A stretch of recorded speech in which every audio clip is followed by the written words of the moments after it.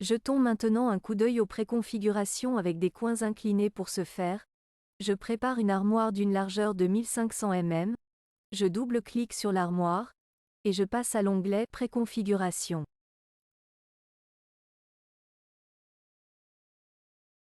Voici une armoire inclinée sur la gauche. Je clique ici sur l'image et j'ai maintenant la possibilité d'entrer les inclinaisons respectivement.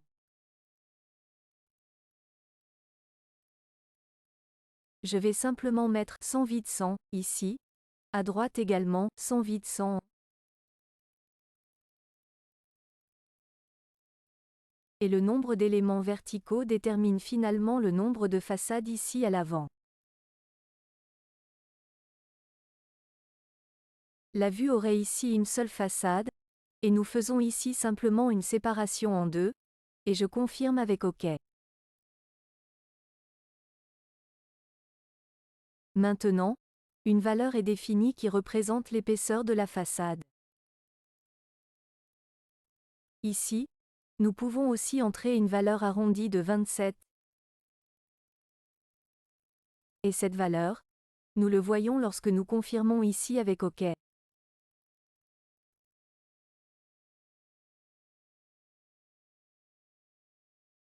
Cette valeur est visible dans la vue, dessus. C'est la valeur nécessaire pour que nous puissions terminer ici à ras avec cette extrémité latérale inclinée bord avant. Je crée un nouveau calque de dessin, je confirme, et dans l'exemple suivant nous voulons examiner une autre préconfiguration. Pour ce faire, nous utilisons à nouveau une armoire. Faisons un double-clic, ou passons à configurer l'armoire.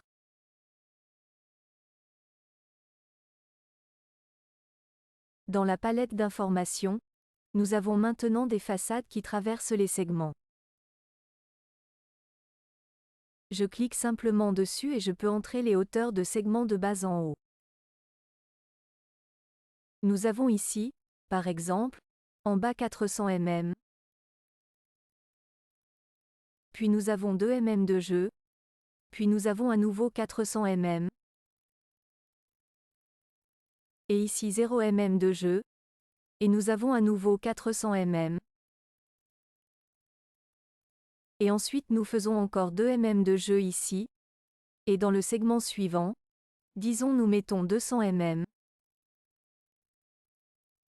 Et avons à nouveau 100 jeu. Puis là encore 200 mm.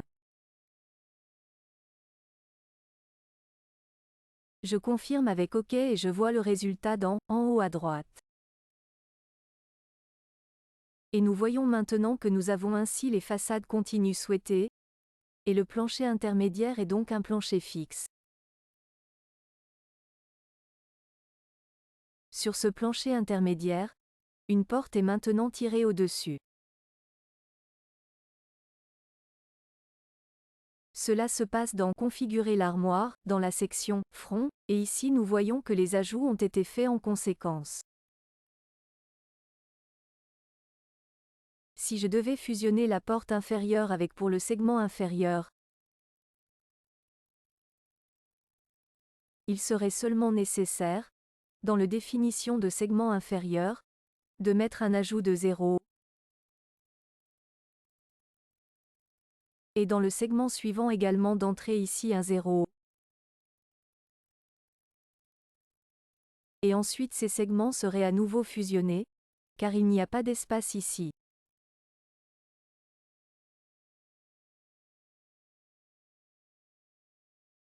Si ici, complètement, une façade est tirée en continu, il suffit de mettre un 0 partout et ensuite nous pourrions ici aussi mettre un 0 horizontal.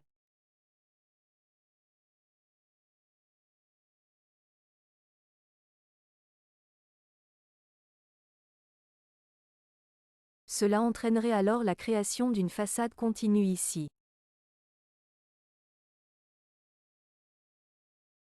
Dès que cette valeur n'est plus 0 mais par exemple 2, alors tous les segments seront divisés.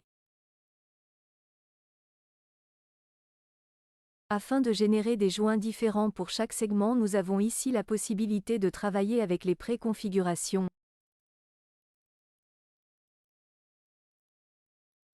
qui influent ensuite sur les paramètres ici dans Joint horizontal, et puis Ajout en bas, en haut, qui influence le segment.